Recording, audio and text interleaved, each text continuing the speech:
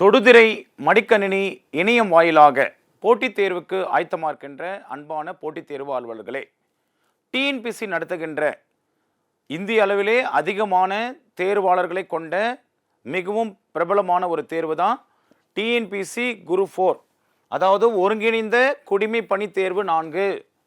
இது ஒரு ஆண்டும் தமிழ்நாடு அரசு பணியாளர் தேர்வாணையம் நடத்துகின்ற மாபெரும் தேர்தல் திருவிழா மாதிரி தேர்வு திருவிழா. இதை பார்த்தோன்னா 20 லட்சத்துக்கும் மேற்பட்டவர்கள் விண்ணப்பிப்பார்கள். எழுதுவது பார்த்தீங்கன்னா ஒரு 18 லட்சத்திலிருந்து 19 லட்சம் பேர் தமிழ்நாடு முழுவதும் எழுதுகின்ற ஒரு மிகப்பெரிய தமிழ்நாடு அரசு தேர்வாணையம் நடத்துகின்ற ஒரு தேர்வு திருவிழா அப்படின்னா குரூப் 4 எக்ஸாம் தான். அப்போ டிஎன்பிசி நடத்துகின்ற மிக பிரம்மாண்டமான தேர்வுகளில் ஒன்று இந்த ஒருங்கிணைந்த குடிமை பணி தேர்வு 4. இப்போ 2025ஆம் ஆண்டுக்கான நோட்டிஃபிகேஷன் விட்டுட்டாங்க. தேர்வு நெருங்கி விட்டது. அடுத்த மாதம் கரெக்டாக ஜூலை 15ஆம் தேதி காலை 9:30 முதல் 12:30 வரை 3 மணி நேரம் நடைபெறுகின்ற ஒரு முக்கியமான தேர்தல், அதாவது தேர்வு திருவிழா தான் இந்த ஒருங்கிணைந்த குடிமை பணி தேர்வு. அப்போது நம்ம எல்லாமே இந்த ஒரு 3-4 மாதமாக படித்து கொண்டிருப்பார்கள். கடைசி நேரத்தில் எதெல்லாம் நம்ம படித்தோம்னா இந்த தேர்வை எளிதில் வெற்றி அடையலாம், நம்ம படித்ததெல்லாம் கரெக்டாக இதுதான் அப்படின்ற ஒரு செக் பண்ணுறதுக்கான ஒரு செக்லிஸ்ட்டுக்கான ஒரு வீடியோ தொகுப்பு தான் இது. மொத்தம் இந்த ஒருங்கிணைந்த குடிமை பணி தேர்வில், அதாவது குரூப் 4ல் மொத்தம் 200 கேள்விகள் இருக்கும். முதல் 100 கேள்விகளில் முதல் 75 கேள்விகள் எதுனா பொது அறிவு பாடம். அந்த பொது அறிவு பாடத்தில் 75 கேள்விகளில் அதிகமாக இடம்பெறுகின்ற பாடப்பகுதி எது என்றால், முதல்ல பார்த்தீங்கன்னா தமிழ்நாடுடைய வரலாறு மற்றும் பண்பாடு. தமிழ்நாடுடைய வரலாறு மற்றும் பண்பாடு தான் அதிகமாக இடம்பெறுகின்றன. குறிப்பாக தமிழ்நாடுடைய பண்பாடு, அதாவது தமிழ்நாடு ஹிஸ்ட்ரி, அதாவது தமிழ்நாட்டின் வரலாறு, பண்பாடு, மரபு மற்றும் சமூக அரசியல் இயக்கங்கள், இது அதிக அளவில் இடம்பெறுகின்ற கேள்வியாம். அப்போ அந்த 75 பொது கேள்வியில் 20 கேள்விகள் இந்த ஒரு பாடத்திலிருந்தே வரும். அதாவது தமிழ்நாட்டின் வரலாறு, பண்பாடு, மரபு மற்றும் சமூக அரசியல் இயக்கங்கள். அப்போ அந்த பொது அறிவு பாடத்தில் 75 கேள்விகளில் 20 கேள்விகள், குறிப்பாக 20 கேள்விகள் இந்த பாடத்திலிருந்தே வருது. அப்போ இந்த பாடம் எவ்வளோ முக்கியமானது என்பதை பாருங்கள். அவுட் ஆஃப் 75ல் 20 கொஸ்டின் இந்த பாடம்னா இதற்கு நாம் ரொம்ப முக்கியத்துவம் கொடுத்துருக்க வேண்டும். அப்போ நம்ம எதெல்லாம் படிச்சிருந்தோம்னா வருகின்ற ஜூலை 15ஆம் தேதி இந்த தேர்வை எளிதில் அணுகலாம். இன்னும் இருக்கிற கொஞ்ச நாட்களில் எப்படி இதை நம்ம ரிவிஷன் பண்ணலாம், இன்னும் இருக்கிற கொஞ்ச நாட்களில் நம்ம படிக்காத விஷயத்தெல்லாம் நம்ம ரீகால் பண்ணலாம். அப்போ ரீகால் பண்ணும்போது செக்லிஸ்ட்டாக நம்ம என்னென்ன பார்க்குறோன்னா, முதல்ல இந்த பாடத்தில் தமிழ் சமுதாய வரலாறுன்னு கொடுத்துருக்குறாங்க. தமிழ் சமுதாய வரலாறு. அப்போ தமிழ் சமுதாயம் தொடர்பான தொல்லியல் கண்டுபிடிப்புகள், குறிப்பாக ஆர்காலஜிக்கல் எக்ஸ்கேவேஷன். தமிழக அரசு நடப்பு ஆண்டுகளில் கூட பார்த்தீங்கன்னா பட்ஜெட்டில் கூட பார்த்தீங்கன்னா தொல்லியல் துறைக்கு அநேக முதலீடுகளை ஒதுக்கிட்டு இருக்காங்க. அதில் பார்த்தீங்கன்னா தமிழகத்தில் முதலாவது ரொம்ப மிகவும் பிரசித்தி பெற்ற தொல்லியல் அகழ்வாய்வு தான் கீழடி. பார்த்தீங்கன்னா மதுரைக்கு தெற்கே 12 கிலோமீட்டரில் சிவகங்கை மாவட்டத்தில் திருப்புவனம் தாலுக்கால கொந்தகை என்ற இடத்துல கடந்த ஆண்டுகளில் கூட பார்த்தீங்கன்னா அதுக்கான ஒரு அருங்காட்சியகத்தை தொடங்காங்க. அப்போ இங்கே முதல் பாடம் தமிழ் சமுதாய வரலாறு, அது தொடர்பான தொல்லியல் கண்டுபிடிப்புகளில் நம்ம பட்ஜெட்டில் சொல்லப்பட்ட ஒரு 8 விதமான நம்மளுக்கு தொல்லியல் அகழ்வாராய்ச்சிகளை, குறிப்பாக அண்டை மாநிலங்களில் கேரளா, ஒரிசா, ஆந்திரா, கர்நாடகா போன்ற அண்டை மாநிலங்களிலும் நம்முடைய தொல்லியல் கண்டுபிடிப்புகள் நம்முடைய தமிழ் சமுதாயத்தின் கூறுகளாக பட்டினம் என்ற பகுதிகளிலும் பாலூர் என்ற பகுதிகளிலும் போன்ற பகுதிகளிலெல்லாம் கூட நம்முடைய தமிழர் வரலாறு பரவி இருந்ததுக்கான சான்று இருப்பதை நாம் இந்த தொல்லியல் அகழ்வாய்வு சம்பந்தமாக கொடுக்கப்பட்ட அந்த 8 இடங்கள், அந்த 8 இடங்களில் என்னென்ன முக்கியமான கண்டுபிடிப்புகள், என்ன அகழ்வாராய்ச்சியிலும் புதுமையாக என்ன கண்டுபிடிச்சிருக்கிறாங்க, அதெல்லாம் நம்ம நினைவுபடுத்தி பார்த்தோம்னா அந்த தேர்வில் ஒரு கேள்வியில் 2 கேள்விகள் பொறுத்துகளிருந்தோம் அல்லது பார்த்தீங்கன்னா சரியானவற்றை தேர்ந்தெடுங்கள் என்ற பகுதியில் தமிழ் சமுதாய வரலாறு அல்லது தொல்லியல் தொடர்பான கண்டுபிடிப்புகள் நமக்கு கேள்விகள் இடம்பெறும். எக்ஸாம்பிள், கீழடினா அது சிவகங்கை மாவட்டம், குறிப்பாக கொடுமணல் என்றால் ஈரோடு மாவட்டம். அப்போ கடலூரில், திருவண்ணாமலையில், பொற்பனைக்கோட்டையில், புதுக்கோட்டையில் போன்ற பல்வேறு விதமான தொல்லியல் அகழ்வாராய்ச்சி இடங்களில் என கண்டுபிடிக்கப்பட்ட கண்டுபிடிப்பில் குறிப்பாக பண்டைய தமிழருடைய சமுதாய வரலாறுகள் அவருடைய எச்சயங்களாக விட்டு போன அந்த பொருள்களை எல்லாம், குறிப்பாக இந்த தொல்லியல் கண்டுபிடிப்புகள் எல்லாம் கார்பன் கதிரியக்க முறையில், குறிப்பாக கார்பன் 6 கார்பன் 14 கதிரியக்க கார்பன் அடிப்படையில் தான் என்ன பண்ணுறாங்க, அதில் இருக்கிற அந்த கார்பனுடைய எச்சத்தை, குறிப்பாக அதில் இருக்கிற கார்பனுடைய எச்சத்தை பீட்டா அனலிட்டிக் சென்டர், அது அமெரிக்காவில் இல்லை, புளோரிடா மாநிலத்தில் இருக்கிற அந்த பீட்டா அனலிட்டிக் சென்டரில் தான் அந்த பாசில் எல்லாம் வந்து பார்த்தோன்னா நம்மளுக்கு என்ன பண்ணுவாங்க, அந்த காலத்தை கணிப்பிடுவதற்காக இந்த அகழ்வாராய்ச்சிகளை மேற்கொள்கிறாங்க. அப்போ எந்த காலத்தை சார்ந்தது என்பதை நம்மளுக்கு அறுதி கரெக்டாக சொல்லுவாங்க. அதனால தான் இந்தியாவில் இரும்பு காலத்தின் தொடக்கம் தமிழகத்திலிருந்தே, அதை தமிழகம், அப்போ இரும்பு காலத்து சம்பந்தமாக கேள்விகள் நம்ம குரூப் 4ல் எதிர்பார்க்கலாம். கிமு 5300 ஆண்டுகளுக்கு முன்னாடியே இரும்பின் தொடக்க காலம் இந்தியாவில் தமிழகத்தில் தான் ஆய்ந்தது என்று ரீசெண்டாக கூட நம்முடைய தமிழக அரசு இரும்பின் தொன்மை காலம் தமிழகம் என்ற ஒரு புத்தகத்தை கூட வெளியிட்டாங்க. அப்போ அந்த தொல்லியல் சம்பந்தமான, அந்த தொல்லியல் கண்டுபிடிப்பு சம்பந்தமானதை நம்ம தேர்வு நோக்கத்தின் அடிப்படையில், குறிப்பாக தமிழக பட்ஜெட் 2025-26 சொல்லப்பட்ட அந்த 8 இடங்கள், அண்டை மாநிலங்களில் இடங்கள், இதெல்லாம் நீங்கள் ரிமெம்பர் பண்ணீங்கன்னா இந்த தேர்வுக்கான முதல் யுத்தி. அடுத்த தலைப்பு வந்து பார்த்தீங்கன்னா சங்க காலம் முதல், குறிப்பாக சங்க காலம் முதல் இக்கால வரையிலான தமிழ் இலக்கியங்கள். குறிப்பாக சங்க இலக்கியம் 17 மேல் கணக்கு. 17 மேல் கணக்கு என்பது 8 தொகை 10 பாட்டு.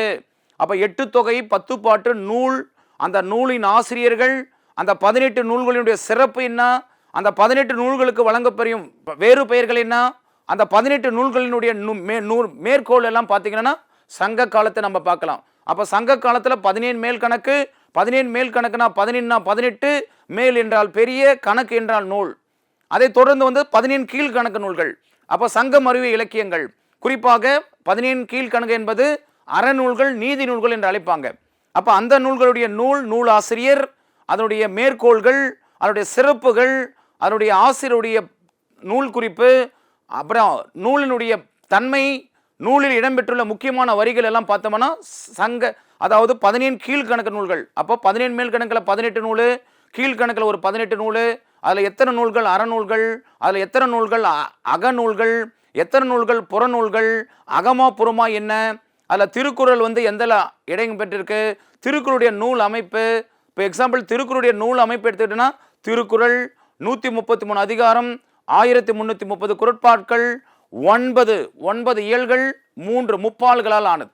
அப்போ அந்த திருக்குறளை யார் தொகுத்தாங்க, அதை முதல்ல பதின்மர் முற்காலத்தில் வந்து தொகுத்தவர்கள் யார், பிற்காலத்தில் தொகுத்தவர் யார், திருக்குறளுடைய பெருமைகள் என்ன, திருக்குறளில் இடம்பெற்றிருக்கிற முக்கிய குறள்களுடைய மேற்கோள்கள், அந்த மேற்கோள்கள் உணர்த்தும் கருத்து என்ன, இந்த அடிப்படையில் நம்ம சங்க காலம் முதல் இக்காலம் இலக்கியம் வர. அப்போ அது மட்டும் இல்லாமல் 50 காப்பியம், 5 காப்பியம், பக்தி இலக்கியங்கள், அது மட்டும் இல்லாமல் சிற்றிலக்கியங்கள், இக்கால இலக்கியத்தில் வரையும் பார்த்தீங்கன்னா நம்ம இந்த பாட தொடர்பான இலக்கியங்களை நாம் படித்து அதனை மேற்கோள்களை படித்தா இந்த தேர்வில் நம்ம எளிதாக எழுதலாம். அடுத்த தலைப்பு பாருங்க, திருக்குறளை மட்டும் தெளிவாக கொடுத்துருக்குறாங்க. திருக்குறளை மட்டுமே, திருக்குறள் ஒரு மதச்சார்பற்ற தனித்தன்மை உழைக்கும். அதாவது திருக்குறள் வந்து ஒரு செக்குலர், எந்த மதத்தையும் அது குறிப்பிடலை. அப்போ அது ஒரு மதச்சார்பற்ற இலக்கியம் என்பதை நிறுவுக. அதே மாதிரி திருக்குறளுடைய கருத்துக்கள் அன்றாட வாழ்விலோடு, குறிப்பாக மானிடத்தின் மீதான திருக்குறளுடைய தாக்கம். அப்போ அகவாழ்வில் திருக்குறள், புற வாழ்வில், தனி வாழ்க்கையில், அப்போ மானுடத்தில் மனிதாபிமானம், மனித நேயத்தை பற்றி திருக்குறளை என்ன சொல்லியிருக்கிறாங்க, திருக்குறளை இன்று வரை மாறாத விளிம்புகள் என்ன.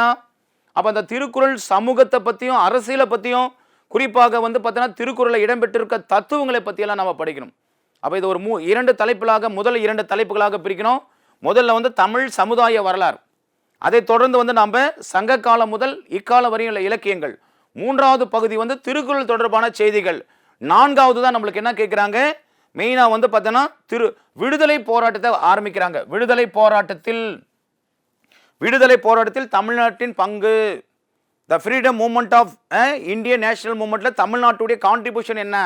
மெயினாக வந்து பார்த்தோன்னா தொடக்க கால கிளர்ச்சிகள், ஆங்கிலேயருக்கு எதிரான தொடக்க கால கிளர்ச்சிகள் தமிழகத்தில் எப்பங்க நடந்தது. அப்போ ஆங்கிலேயரை முதல்ல எதிர்த்தவர் யார், பூலித்தேவர். அதுக்கப்புறம் தான் வீரபாண்டிய கட்டபொம்மன். அதை அடுத்து தான் யார், வேலு நாச்சியார். அதுக்கப்புறம் மருது சகோதரர்கள், அடுத்து தீரன் சின்னமலை. அப்போ விடுதலை போராட்டத்தில் தமிழகத்தினுடைய பங்கு, குறிப்பாக ஆங்கிலேயருக்கு எதிரான தொடக்க கால கிளர்ச்சிகள், அதில் மெயினாக பாளையக்காரர்கள் கிளர்ச்சி, அந்த பாளையக்கார கிளர்ச்சியை 2 கிளர்ச்சியாக பார்க்குறோம். முதல் பாளையக்கார ரெபிலியன், அதுதான் பூலித்தேவர், மேற்கு பாளையம் கிழக்கு பாளையம். அப்போ அந்த இந்த பாளையக்காரர்களுடைய அந்த பூர்வீகம் என்ன, எந்த பாளையத்தை யாரு என்ன பண்ணாங்க, ஆட்சி செய்தாங்க, அவர்களுக்கு யாரு ஒற்றை வீரர்களாக இருந்தாங்க, அந்த பாளையக்காரர்களை எப்படி சப்ரஸ் பண்ணாங்க, பாளையக்காரர்களை எப்படி தூக்கிலிட்டார்கள். குறிப்பாக பூலித்தேவர் எப்படி இருந்தார், வேலு நாச்சியார் எப்படி இருந்தாங்க, கட்டபொம்மன் எப்படி இருந்தாங்க, ஈவன் வந்து மருது சகோதரர்கள் எப்படி இருந்தாங்க, தீரன் சின்னமலை எப்படி எந்த இடத்துல தூக்கிலிட்டாங்க, அப்படி அந்த எல்லா கிளர்ச்சியாளர்களையும் அந்த பாளையக்காரர்கள் அவருடைய பூர்வீகம், அவர்களுடன் இருந்தவர்கள், அவர்கள் எப்படி தூக்கிலிட்டார்கள், எந்த இடத்துல. இப்போ எக்ஸாம்பிள், வீரபாண்டிய கட்டபொம்மனை கயத்தாறு என்ற இடத்துல தூக்கிலிடுறாங்க. அதே மாதிரி மருது சகோதரர்களை திருப்பத்தூர் கோட்டையில் தூக்கிலிடுறாங்க. அப்போ வீரபாண்டிய கட்டபொம்மன் அமைச்சரான சிவசுப்பிரமணியன் எங்க தூக்கிலிட்டாங்க. இப்படி அனைவரையும் அந்த பாளையக்காரர்கள் தொடர்பான எல்லா தகவலையும் குறிப்பாக வந்து பார்த்தோன்னா காளியார் கோயில் போர், அந்த காளியார் கோயில் போர் தான் யாரோட தொடர்புடையதுன்னா முதல்ல முத்து வடுகநாதரை ஆங்கிலேயர்கள் கொண்டுடுறான். அதுக்கப்புறம் தான் வந்து வேலு நாச்சியார் 8 ஆண்டுகள் பொறுத்து அந்த அம்மா 1780 மீண்டும் வந்து பார்த்தீங்கன்னா அந்த காளையர் கோயிலை எடுக்கிறாங்க. இதெல்லாம் விடுதலை போராட்டத்தில் தமிழகத்தின் பங்கு குறிப்புகளாக நம்ம பார்த்துக்க வேண்டும். அடுத்து ஆங்கிலேயருக்கு எதிரான தொடக்க கால கிளர்ச்சி தமிழகத்தில் தான் ஏற்படுது. அதுதான் பாளையக்கார கிளர்ச்சி.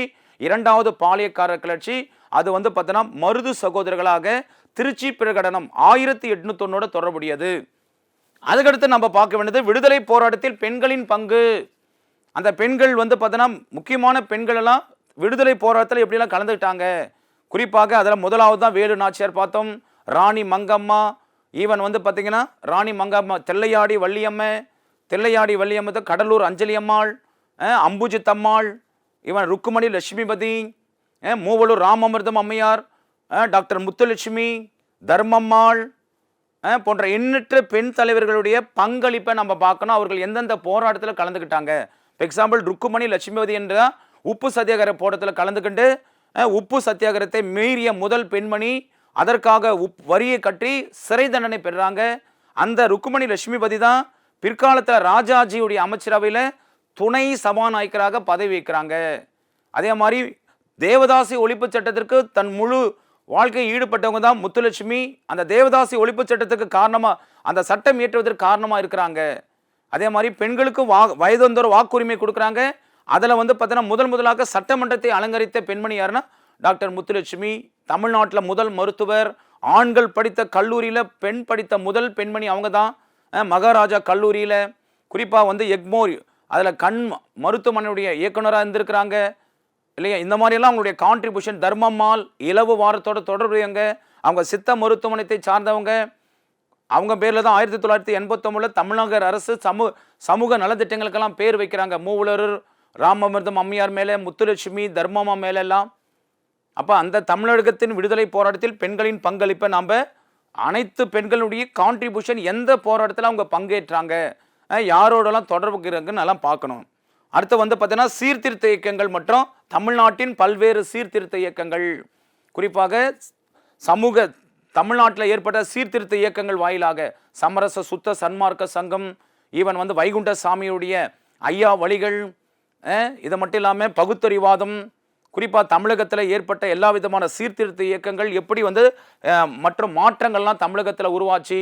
அந்த 19ஆம் நூற்றாண்டில் சமூக சமய சீர்திருத்த இயக்கங்களுடைய தமிழகத்தினுடைய பங்கு என்ன, அது எல்லாமே இந்த யூனிட்டில் நம்ம பார்த்தோம்னா 20 கேள்விகள் நம்ம எளிமையாக அணுகலாம். அப்போது இந்த 75 கேள்விகளில் 20 கேள்வி இடம்பெற்ற ஒரு பெரிய பாடம் எது என்றால் அது தமிழ்நாட்டின் வரலாறு, பண்பாடு, மரபு மற்றும் சமூக அரசியல் இயக்கங்கள்.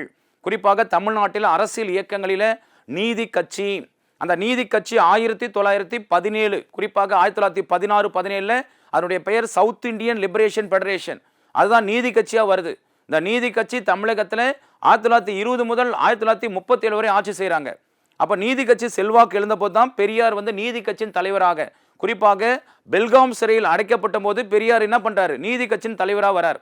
அவருக்கு அடுத்தபடியாக நீதி கட்சி அவர் இயக்கமாக கொண்டு போயிட்டு தான் நீதி கட்சி 1944 அவர் என்ன பண்ணுறார், திராவிட இயக்கமாக மாற்றுறார். 1944 திராவிட கழகமாக மாற்றுறாரு சேலம் மாநாட்டில்.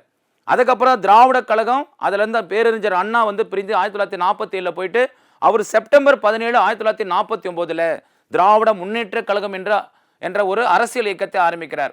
அப்போ அந்த அரசியல் இயக்கம் வந்து பிற்காலத்தில் 1967 அதாவது காங்கிரஸ் கட்சி தமிழகத்தில் கடைசியாக ஆட்சி செய்தது எப்போனா 1967 பக்தவச்சலம் பீரியடு. அதுக்கப்புறம் தான் திராவிட கழகங்கள், குறிப்பாக திராவிட முன்னேற்ற கழகம், அனைத்திந்திய அண்ணா திராவிட முன்னேற்ற கழகமும் மாறி மாறியாக 1967 முதல் டில் டேட் இன்னைக்கு வரையும் தமிழகத்தில் ஆட்சி செய்கிறாங்க. அந்த அரசியல் இயக்கங்கள் எல்லாம் நம்ம பார்க்கணும். குறிப்பாக அறிஞர் அண்ணா, அவருக்கு அடுத்து கலைஞர் கருணாநிதி, அவருக்கு அடுத்து வந்து மீண்டும் எம்ஜி ராமச்சந்திரன், செல்வி ஜெயலலிதாவுக்கு அடுத்தபடியாக ஓபி பன்னீர்செல்வம், எடப்பாடி பழனிசாமி, இப்போ தற்போதைய முதல்வர் எம்கே ஸ்டாலின் மே 7, 2021 அன்று முதல் இன்று வரை தமிழகத்தில் 17வது சட்டமன்ற தேர்தலில் வெற்றி பெற்று தமிழகத்தினுடைய முதலமைச்சராக தேர்ந்தெடுக்கப்பட்டவர் தான் எம்கே ஸ்டாலின் அவர்கள். அப்போ இது எல்லாமே தமிழ்நாட்டினுடைய அரசியல் இயக்கங்களில் நம்ம பார்க்க போகிறோம். அடுத்ததாக 5வது யூனிட்ல பாருங்க. 5வது யூனிட்ல என்ன கொடுத்துருக்காங்க? இங்க 2 யூனிட், இதுலயும் ஒரு 20 கேள்வி, 20 மார்க்குகள் இடம்பெறும். 5வது யூனிட் 2 யூனிட்டுகளை மெர்ஜ் பண்ணி கேட்குறாங்க. அதில் முதல்ல இந்திய பொருளாதாரம், 2வது தமிழ்நாட்டின் வளர்ச்சி நிர்வாகம் என்ற 2ஐயும் சேர்த்து ஒரு 20 மார்க் கேட்குறான். அதில் முதல்ல இந்திய பொருளாதாரத்தின் இயல்புகள். இந்திய பொருளாதாரத்தின் India is a mixed economy, both private and public. அது மட்டும் இல்லாமல் இந்திய பொருளாதாரத்தின் சிறப்பு தன்மைகளில் ஒரு 10 பாயிண்ட் இருக்குது, அதை பார்க்கணும். 5 ஆண்டு திட்ட மாதிரிகள், குறிப்பாக 1951 முதல் 2014 வரை 12 5ஆண்டு திட்டங்கள். அந்த 5 ஆண்டு திட்டங்களுடைய மாதிரிகள், 5 ஆண்டு திட்ட மாதிரியில் மட்டும் இல்லாமல் ஒவ்வொரு 5 ஆண்டு திட்டத்தினுடைய இலக்குகள் அச்சீவ் பண்ணது எவ்வளோ, என்ன எந்தெந்த துறைக்கெல்லாம் முக்கியத்துவம் கொடுத்தாங்க, குறிப்பாக ஒவ்வொரு 5 ஆண்டு திட்டத்தினுடைய நோக்கம் என்னவா இருந்துச்சு, அதனுடைய குறிக்கோள் என்னவா இருந்துச்சு, இலக்கு எப்படி அறிந்தார்கள், நேரு மாதிரி எப்படி முதலாக திட்ட மாதிரி எப்படி சொன்னார், மக்கள் திட்டம்னா என்ன, காந்தி திட்டம்னா என்ன, இப்போ 11வது 5 ஆண்டு திட்டத்தினுடைய இலக்கு என்ன, 12வது 5 ஆண்டு திட்டத்தினுடைய இலக்கு என்ன, இப்போ 8வது 5 ஆண்டு திட்டத்தில் இலக்கு என்ன, வறுமை ஒழிப்பு எந்த திட்டத்தில் சொன்னாங்க, மனிதவள மேம்பாடு எந்த திட்டத்தில் சொன்னாங்க, தனியார் துறை வந்து எதில் வந்து பார்த்தீங்கன்னா முக்கியத்துவம் கொடுத்தாங்க போன்ற 12 5 ஆண்டு திட்டத்தினுடைய முடிவில், குறிப்பாக 12வது 5 ஆண்டு திட்டம் 2014க்கு முடியறதுக்குள்ளே அதை என்ன பண்ணிடுறாங்க, நிதி ஆயோகம் மாற்றிடுறாங்க, national institute of transforming India. அப்போ இந்திய 5 ஆண்டு திட்ட மாதிரி, அதனுடைய மதிப்பீடு, திட்டக்குழு பிளானிங் கமிஷன், முதல் திட்டக்குழுடைய துணைத் தலைவர் யாருன்னா குல்சாரிலால் நந்தா. 12வது 5 ஆண்டு திட்டத்தில் மாண்டேகிசிக் அலுவாலியா, அதாவது டாக்டர் மன்மோகன் சிங் ஆட்சி காலத்தில் டாக்டர் மாண்டேக் சிங் அலுவாலி தான் திட்டக்குழுவின் துணைத் தலைவராக இருக்கிறாங்க. அப்போ 12வது 5 ஆண்டு திட்டத்திலே என்ன பண்ணுறாங்க, நிதி ஆயோக் என்ற ஒரு அமைப்பை வந்து பார்த்தோன்னா ரீஸ்ட்ரக்சர் பண்ணுறா.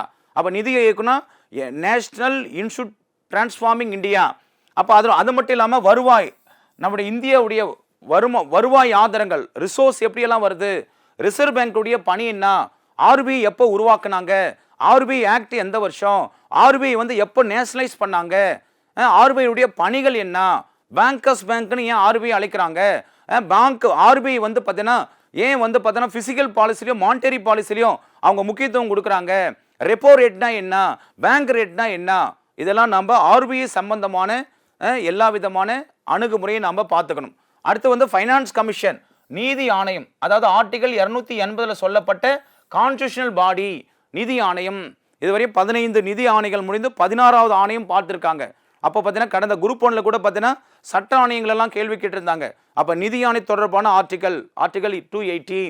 அப்போ முதல்ல இருந்து இந்த வரையும் 15 நிதி ஆணையத்துடைய ரெக்கமெண்டேஷன், மெயினாக 15வது நீதி ஆணையத்துடைய ரெக்கமெண்டேஷன் பரிந்துரைகள் என்ன அலோகேஷன் பண்ணியிருக்கிறாங்க, 16வது நிதி ஆணையத்துடைய தலைவர் யார், அரவிந்த் பனகாரியா. அப்போ அதுக்கு மேலே இருக்கிற 15, 14, 13, 12 நிதி ஆணையத்து தொடர்பான அந்த தகவலை நம்ம சேகரித்து அதை நம்ம ரிவிஷன் பண்ணியிருந்தா இந்த தேர்வில் ஏதாவது ஒரு கேள்வி கண்டிப்பாக நிதி ஆணையத்திலிருந்து கேள்விகள் வரும். ரிசர்வ் பேங்குடைய பங்களிப்பு கேட்பாங்க, நிதி ஆணையத்தை கேட்பாங்க. அடுத்தது மத்திய மாநில அரசுக்கிடையான நிதி பகிர்வு எப்படி வந்து பார்த்தீங்கன்னா இந்த ஃபைனான்ஷியல் டிரான்சாக்ஷன் எப்படிலாம் இருக்குது, அதனுடைய பகிர்வு என்ன, what is the relation between central and state, financial relation என்ன, லெஜிஸ்லேட்டிவ் ரிலேஷன் என்ன, அட்மினிஸ்ட்ரேட்டிவ் ரிலேஷனில் நிதி பகிர்வு எப்படி இருக்குது, இன்டைரக்ட் டேக்ஸ் எப்படி இருக்குது, டைரக்ட் டேக்ஸ்னா என்ன, அதெல்லாம் நம்ம பார்த்துக்கணும். அது மட்டும் இல்லாமல் 101வது கான்ஸ்டிடியூஷன் அமெண்ட்மெண்ட்டான ஜிஎஸ்டி, அதாவது குட்ஸ் அண்ட் சர்வீஸ் டேக்ஸ், சரக்கு மற்றும் சேவை வரி, அதனுடைய ஸ்டேஜஸ் எல்லாம் என்ன, இந்தியாவில் எப்போ நம்ம சரக்கு மற்றும் சேவை வரியை நம்ம நடைமுறைப்படுத்தணும், இது என்ன பழைய மாடிஃபிகேஷன் வெர்ஷன் என்ன, அது வேல்யூ ஆடட் டேக்ஸு, குறிப்பாக வேல்யூ அந்த குட் அண்ட் சர்வீசஸில் முதல் நடைமுறைப்படுத்திய நாடு பிரான்ஸ் நாடு. அப்போ நாம் இது எங்கே கான்ஸ்டியூஷனில் சொல்லியிருக்கோம், 101வது கான்ஸ்டியூஷன் அமெண்ட்மெண்ட்டில் சொல்லியிருக்கிறாங்க. அப்போ வந்து பார்த்தீங்கன்னா அந்த சரக்கு மற்றும் சேவையோருடைய ஐஜிசினா என்ன, இன்டகிரேட் குட்ஸ் அண்ட் சர்வீஸ் டேக்ஸ்னா என்ன, ஸ்டேட் குட் சர்வீஸ் அண்ட் டேக்ஸ்னா என்ன, சென்ட்ரல் குட்ஸ் அண்ட் சர்வீஸ் டேக்ஸ்னா என்ன, 1% அப்புறம் எத்தனை ஹையஸ்ட் அது வரையும் இருக்குது, 18% எதுக்கு, 28% எல்லாம் எதுக்கு. அப்போ பார்த்தீங்கன்னா இப்போ சமீபத்தில் வந்து ஜிஎஸ்டியுடைய கலெக்ஷனில் ரெக்கார்டெல்லாம் பண்ணிட்டு இருக்கான். அது எந்த மாதத்தில் ஹையஸ்ட்டாக கலெக்ஷன் பண்ணாங்க, அதெல்லாம் கூட நம்ம இந்த ஜிஎஸ்டி சம்பந்தமானதை பார்க்கலாம். நிதி அந்த ஜிஎஸ்டியுடைய கவுன்சில் அடிக்கடிக்கெல்லாம் கூப்பிடுறாங்க. இந்த ஜிஎஸ்டி எந்த மினிஸ்ட்ரிக்கு இல்லை, மினிஸ்ட்ரி ஆஃப் ஃபைனான்ஸுக்குள்ளே இருக்குது. அடுத்து பொருளாதார போக்குகள், குறிப்பாக அதில் வந்து பார்த்தீங்கன்னா வேலைவாய்ப்பு, பொருளாதார போக்கில் வேலைவாய்ப்பு, எம்ப்ளாய்மெண்ட் சம்பந்தமாக, அதே நில சீர்திருத்தம் சம்பந்தமாக, வேளாண்மை சம்பந்தமாக அதுக்கான திட்டங்கள் எல்லாம் என்னென்ன இருக்குது, மத்திய அரசு திட்டங்கள் என்ன இருக்குது, மாநில அரசு திட்டங்கள் என்ன இருக்குது. அதில் குறிப்பாக சமூக பிரச்சனைகள், சோசியல் இஷ்யூ, குறிப்பாக ஒரு 4 பிரச்சனைகள் இருக்குது. சமூக பிரச்சனையில் மக்கள் தொகை. அப்போ அந்த ரீசெண்டாக வெளியிட்ட யுனைடெட் நேஷன் பாப்புலேஷன் ஃபண்ட் ஆக்டிவிட்டியில் இந்தியாவுடைய மக்கள் தொகை எவ்வளோ தெரியுங்களா, 146 கோடியே 17 லட்சம். உலகத்திலே வந்து முதல் நாடு, மக்கள் தொகையிலே முதல் நாடு எதுனா இந்தியா. அப்போ இந்தியா மக்கள் தொகையில் வளர்ந்து கொண்டே போகுதுன்னா அந்த மக்களுக்கு தேவையான நலத்திட்டங்களை செய்வதில், மக்களுக்கு தேவையான எல்லா விதமானவங்களையும் பண்ணுறதுல பிரச்சனைகள் எல்லாம் இருக்குது. மக்கள் தொகை வந்து பார்த்தீங்கன்னா சீராக இல்லை. குறிப்பாக அதே United nation population fund activity 2030 மக்கள் தொகை டிக்ளைன் ஆகும்னு சொல்கிறாங்க. அப்போ இந்தியாவில் 15 வயசுலேருந்து 59 வயசில் இருக்கிற மக்கள் மட்டும் 68% இருக்கிறாங்க. அப்போ அந்த மக்கள் தொகை கொள்கின்ற பிரச்சனைகள், அதே கல்வியில் பிரச்சனை என்ன, ஹெல்த் சிஸ்டத்தில் நலவாழ்வில் என்ன பிரச்சனை, வேலை வாய்ப்பில் என்ன பிரச்சனை, குறிப்பாக வறுமை, பாவர்ட்டி, இந்தியாவில் பாவர்ட்டி, குறிப்பாக வந்து பார்த்தோன்னா தமிழக மத்திய அரசு வந்து பார்த்தோன்னா நம்முடைய பாவர்ட்டியில் வந்து பார்த்தோன்னா 11.23% அதிகரித்திருக்கிறாங்க. கம்பேர்ட் டு தமிழ்நாடு 1.1% தான் இருக்கிறாங்க. அப்போ அந்த வறுமைக்கான திட்டங்கள் எல்லாம் என்ன, அதெல்லாம் நம்ம பார்க்கணும். அதுக்கப்புறம் வந்து பார்த்தோன்னா இந்த டெவலப்மெண்ட் அட்மினிஸ்ட்ரேஷனில் சமூக நீதி வருது. சமூக நீதினா சோசியல் ஜஸ்டிஸ். 19ஆம் நூற்றாண்டு தான் சமூக நீதினு சொல்கிறாங்க. அப்போ சமூக நீதினா அனைவருக்கும் சமமான வாய்ப்பு, அனைவருக்கும் சமமான வாய்ப்பு, அது மட்டும் இல்லாமல் அனைவருக்கும் சமமாக நீதி, அனைவருக்கும் வாய்ப்புகளை வளங்களை சமமாக பகிர்ந்து கொள்வது. அப்போ சமூக நீதியும் குழந்தைகளுக்கும் தொடர்பு என்ன, சமூக நீதியும் பெண்களுக்கு தொடர்பானது என்ன, சமூக நீதியும் முதியவர்களுக்கு தொடர்பானது என்ன, குறிப்பாக முக்கியமான சட்டங்கள்லாம் இதில் வரும் சமூக நீதியில். குறிப்பாக இந்த சமூக நீதி வந்து பார்த்தோன்னா டிஸ்ட்ரிபியூட்டிவ் ஜஸ்டிஸ், பகிர்ந்தளிக்கிற நீதி. சமூக நீதிக்கு வந்து ஒரு கோட்பாடு ஜான் டிராவல்ஸ் ஒரு கோட்பாடு கொடுத்துருக்கிறாரு. குறிப்பாக இந்த ஆர்டிகல் 23 பெண்களுக்கு வந்து பார்த்தோன்னா ப்ரொஹிபிஷன் எக்ஸ்ப்ளாய்டேஷன், 24 குழந்தை தொழிலாளர் பற்றி சொல்கிறாங்க. போஸ்கோ சட்டம் 2012 இல்லையா, அது மட்டும் இல்லாமல் அது அமெண்ட்மெண்ட் பண்ணது 2019. அதே மாதிரி ஃபேமிலி கோர்ட்டு 1984. அப்போ சமூக நீதி தொடர்பால் ஒரு 5 தலைப்புகளை நம்ம பார்க்கணும். முதல்ல சமூக நீதி குழந்தைகள், சமூக நீதி பெண்கள், சமூக நீதி முதியவர்கள், சமூக நீதி எஸ்சி எஸ்டி, சமூக நீதி சிறுபான்மையினர்கள். இப்படி இந்த தலைப்புகள் எல்லாம் நம்ம சமூக நீதி சட்ட லீகலாக என்ன இருக்குது, அவங்களுக்கு கான்ஸ்டியூஷனாக என்ன சட்டங்கள் எல்லாம் சொல்லியிருக்கிறாங்க. அந்த விளக்கில் பார்த்தோம்னா சமூக நீதியும் சமூக நல்லிலக்கணம். சமூக நல்லிலக்கணம் அந்த சமுதாயத்தில் பல்வேறு இன மொழி மக்கள் இருந்தாலும் நல்ல இலக்கணத்தோடு வாழ்ந்து அந்த சமுதாயத்தை முன்னேற்றுகின்ற பாதையில் இருப்பாங்க. அதுதான் பொருளாதாரத்துக்கு ஒரு உயர்வுக்கு வந்து பார்த்தோன்னா வழிபடைன்னு சொல்கிறாங்க. அப்போ சமூக நல்லிலக்கணமும் சமூக நீதியும் பொருளாதாரத்தை முன்னேற்றுவதற்கு முக்கிய காரணி. அதன் அடிப்படையில் நம்ம அதை பார்க்கணும். அதை அடுத்து பாருங்கள், தமிழ்நாட்டில் கல்வி மற்றும் நலவாழ்வு, குறிப்பாக educational and health system. Tamil Nadu தான் இன்றைக்கி உயர்கல்வியில் சேர்க்கை விதத்தில் முதலிடம், கிராஸ் என்ரோல்மெண்ட் ரேஷியோவில். அப்போ தமிழகத்தின் கல்வி முறைகளே பண்டைய கல்வி, அதே சோழர் கால கல்வி, பாண்டியர் காலில், பல்லவர்களில், குறிப்பாக நாயக்கர் காலத்தில் தான் திண்ணை பள்ளிக்கூடம் வருது. அப்போ கல்விக்காக போடப்பட்ட கமிட்டிகள் என்ன, இந்த சார்லஸ் உட்டறிக்கை 1854, அவங்க தான் டிபிஐ பள்ளி கல்வித்துறை உருவாக்கத்திற்கு முக்கிய காரணமாக இருந்தாங்க. அவங்க தான் சென்னை பல்கலைக்கழகம் உருவாக்க காரணமாக இருந்தாங்க. குறிப்பாக அந்த ரெக்கமெண்டேஷன் தான் சென்னை பல்கலைக்கழகம் 1857. தமிழகத்தில் இருக்கிற முக்கியமான கல்வி நிலையங்கள், குறிப்பாக மத்திய அரசு நிறுவனங்கள், குறிப்பாக தமிழகத்தில் இருக்கிற யூனிவர்சிட்டி பல்கலைக்கழகங்கள். அப்போ இந்தியா தமிழ்நாடு முழுவதும் அதிகமான உயர்கல்வி, அதிகமான மேல்நிலைப் பள்ளி, அதிகமான தொழில்நுட்ப கல்லூரி, அதிகமான பாலிடெக்னிக் காலேஜ், அதிகமான மருத்துவக் கல்லூரி பெற்ற இந்தியாவிலே அதிக எல்லாத்துலேயும் முதல் இடத்துல பெற்றிருக்க மாநிலம் தமிழ்நாடு. தமிழ்நாட்டின் கல்விகள், அதே மருத்துவத்தை பொறுத்தவரையும் தமிழகத்தில் 3 டயர் சிஸ்டம், ஆரம்ப சுகாதார நிலையங்கள், அப்புறம் பிளாக் லெவலில், டிஸ்ட்ரிக்ட் லெவலில் மல்டி ஸ்பெஷாலிட்டி ஹாஸ்பிட்டல். குறிப்பாக தமிழகம் தான் பப்ளிக் ஹெல்த் ஆக்ட் 1939 கொண்டு வராங்க. தமிழகத்தில் மருத்துவ சம்பந்தமான நலத்திட்டங்கள், குறிப்பாக மக்களை தேடி மருத்துவம். அதே நேரத்தில் வந்து இன்னுயிர் காப்போம் நம்மை காக்கும் 48, அந்த மக்களை தேடி மருத்துவத்துக்காக தான் united nation special task force அவார்டும் வாங்கியிருக்கிறாங்க. தமிழகத்தில் நடைமுறைப்படுத்துகின்ற நலத்திட்டங்கள் எல்லாம் நம்ம கல்வி மற்றும் மருத்துவ சம்பந்தமாக பார்த்துக்கணும். அதே மாதிரி தமிழ்நாட்டுடைய புவியியல் கூறுகள், ஜாகிரபிக்கல், குறிப்பாக தமிழ்நாடு வந்து சென்னை எடுத்துக்கிட்டீங்கன்னா டெட்ராய்ட் ஆஃப் ஏஷியா, ஈவன் வந்து பார்த்தீங்கன்னா medical tourism capital, bankers capital. குறிப்பாக வந்து இந்தியாவிலே அதிக தொழிற்சாலைகள் இருக்கிற மாநிலம் தமிழ்நாடு. குறிப்பாக அதில் தொழிற்சாலைகளில் தொழிலாளர்கள் அதிகமாக இருக்கிற மாநிலம் தமிழ்நாடு. அதில் அதிகமான பெண்கள் வந்து வேலை செய்கிறது தமிழ்நாடு, 42%. இப்படி தமிழ்நாட்டுடைய புவியியல் கூறு 38 மாவட்டங்களிலும் புவியியல் கூறுகள். தமிழ்நாட்டுடைய புவியியல் கூறுகளில் குறிப்பாக கனிமங்கள்லாம் எங்கெல்லாம் அதிகமாக கிடைக்குது. இப்போ எக்ஸாம்பிள் சேலத்தில் கிடைக்கிற கனிமம் என்ன, திருச்சிராப்பள்ளியில் கிடைக்கிற கனிமம் என்ன, அப்போ மேற்கு தொடர்ச்சி மலையுடைய சிறப்புகள், அதனுடைய மலைகள், கோடை வாழிடங்கள், கிழக்கு தொடர்ச்சி மலையுடைய மலைகள், கோடை வாழிடங்கள், இதெல்லாம் தமிழ்நாட்டின் புவியியல் கூறுகளாக நம்ம பார்க்கணும். அது பொருளாதார வளர்ச்சியில் எப்படி தாக்கத்தை ஏற்படுத்துது. குறிப்பாக இந்தியாவிலே அதிகமான புவிசார் குறியீடு பெற்றுள்ள 2வது மாநிலம் நம்ம தமிழ்நாடு தான். அப்போ பொருளாதார வளர்ச்சி, அதனால தான் தமிழ்நாடு வந்து 2030 $1 trillion இண்டஸ்ட்ரி என்ற ஒரு இலக்கை நோக்கி செயல்படுத்த கொண்டிருக்கிறது. அதுவும் 18% வளர்ச்சி இலக்காக கொண்டு தமிழ்நாடு வந்து $1 trillion இண்டஸ்ட்ரிக்கு தன்னை அர்ப்பணித்து கொண்டிருக்கு. வேகமாக வளர மாநிலம். இந்தியாவிலே அதிகமாக நகரமயமாக்கத்தில் 2வது, கேரளாவுக்கு அடுத்தபடியே தமிழ்நாடு. அப்போ பொருளாதார வளர்ச்சியில் அவற்றுடைய தாக்கம் என்ன. அடுத்ததாக நம்ம நலன் சார்ந்த அரசு திட்டங்கள், குறிப்பாக வெல்ஃபேர் ஸ்கீம். குறிப்பாக நீதி கட்சி ஆட்சியிலிருந்து இப்போ இருக்கிற திராவிட முன்னேற்ற கழக ஆட்சி 125 ஆண்டுகள் பாரம்பரியாக நலத்திட்டங்கள் எல்லாம் எப்படிலாம் கொண்டு வந்தாங்க. குறிப்பாக தமிழ்நாடு அரசு ஆணையம், குறிப்பாக அந்த அரசு தேர்வு ஆணையத்தை கொண்டு வந்து நீதி கட்சி ஆட்சி. முதல்ல ஸ்டாஃப் செலெக்ஷன் போர்டுன்னு கொண்டு வராங்க, அப்புறம் தான் ஸ்டாஃப் செலெக்ஷன் கமிஷன். இந்தியாவிலே முதலாக தமிழ்நாடு அரசு தேர்வாணையம் கொண்டு வந்தது பார்த்தீங்கன்னா இந்த நீதி கட்சி தான். இடஒதுக்கீடு தீர்மானத்தை கொண்டு வராங்க இல்லையா. கோயில் வந்து பார்த்தீங்கன்னா அந்த என்டோமெண்ட் ஆக்டை கொண்டு வராங்க. குறிப்பாக ஆந்திரா பல்கலைக்கழகம் கொண்டு வராங்க, அண்ணாமலை யூனிவர்சிட்டி கொண்டு வராங்க. வயது வந்தோர் வாக்குரிமை கொடுக்குறாங்க 1921. அதே தொடர்ந்து வந்து பார்த்தீங்கன்னா காங்கிரஸ் ஆட்சி காலத்தில் பல்வேறு நலத்திட்டங்களை, குறிப்பாக மதிய உணவு திட்டம் காமராஜர், அதை தான் எம்ஜிஆர் சத்துணவு திட்டம்னு கொண்டு வராரு. அதை தான் இன்னைக்கு ஸ்டாலின் கவர்மெண்ட் வந்து காலை உணவு திட்டம். காலை உணவு திட்டம் இன்னைக்கு எங்கே தான் இந்தியாவை தாண்டி யூகே, யுனைடெட் கிங்டத்திலையும் கனடாலையும் போய் பேச போகிற முக்கியமான திட்டம். அப்போ கல்வி தொடர்பான திட்டம், பெண்கள் தொடர்பான நலத்திட்டங்கள், குழந்தைகள் சம்பந்தமான நலத்திட்டங்கள், திருநங்கைகள் சம்பந்தமான நலத்திட்டம், குறிப்பாக வந்து பார்த்தீங்கன்னா இல்லம் தேடி கல்வி, எண்ணும் எழுத்தும், கல்வி தொடர்பான திட்டங்கள் நிறையவே எண்ணற்ற கல்வி திட்டங்கள் இருக்கு. அப்போ சமூக நலத்திட்டங்கள், நலன்சார் அரசு திட்டங்கள், அது மட்டும் இல்லாமல் தற்போதைய சமூக பொருளாதார பிரச்சனைகள், மீண்டும் அதுதான் மக்கள் தொகை, வேலை வாய்ப்பு, வறுமை, அதெல்லாம் வந்து பார்த்தீங்கன்னா தற்போதைய சமூக பிரச்சனைகளாக இருக்கும். அதை தொடர்ந்து நடப்பு நிகழ்வு மெயினாக கேட்பாங்க. நடப்பு நிகழ்வுலாம் கரண்ட் அஃபேர்ஸ், கடந்த ஆண்டுகளிலெல்லாம் கேள்விகள் எல்லாம் நம்மளுக்கு பிரித்து கேட்டிருந்தாங்க. இப்போல்லாம் வந்து நடப்பு நிகழ்வு அந்தந்த பாட தொடர்பாகவே கேட்டுட்டாங்க.